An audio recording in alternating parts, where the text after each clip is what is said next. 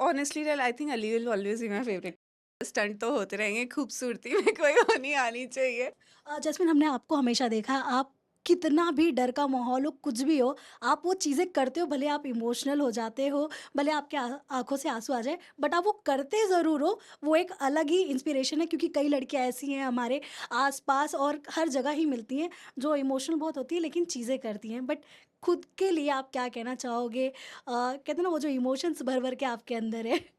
I think मेरे emotions मेरी सबसे बड़ी स्ट्रेंथ है, क्योंकि आसान होता है अगर आप अपने इमोशंस को अंदर कैद नहीं करते हो। अगर आपका किसी ने दिल दुखाया, आपने वो इमोशन वहीं एक्सप्रेस कर दिया, नेगेटिविटी वहीं ख़त्म हो जाती है।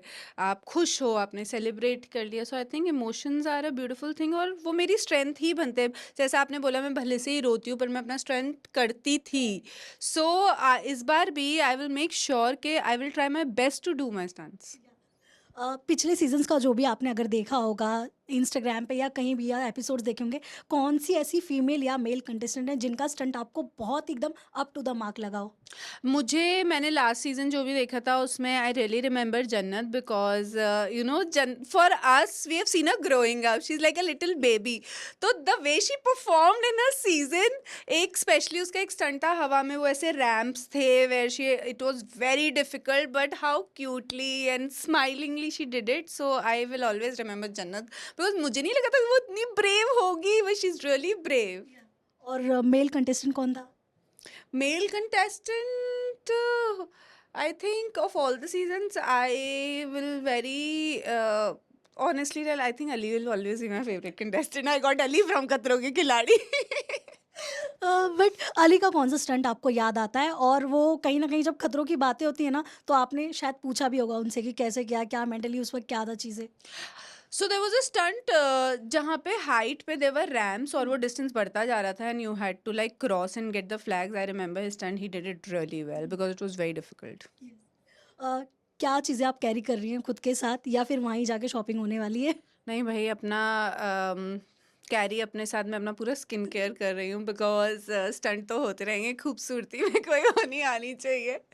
बाकी नथिंग मच, ऐसा क्या कैरी करना है स्पेशली। या ऑल्सो जैस्मिन, एक एक्टर के लिए, एक एक्ट्रेस के लिए उसका लुक ही सब कुछ होता है, क्योंकि ब्रेड एंड बटर ही वही है।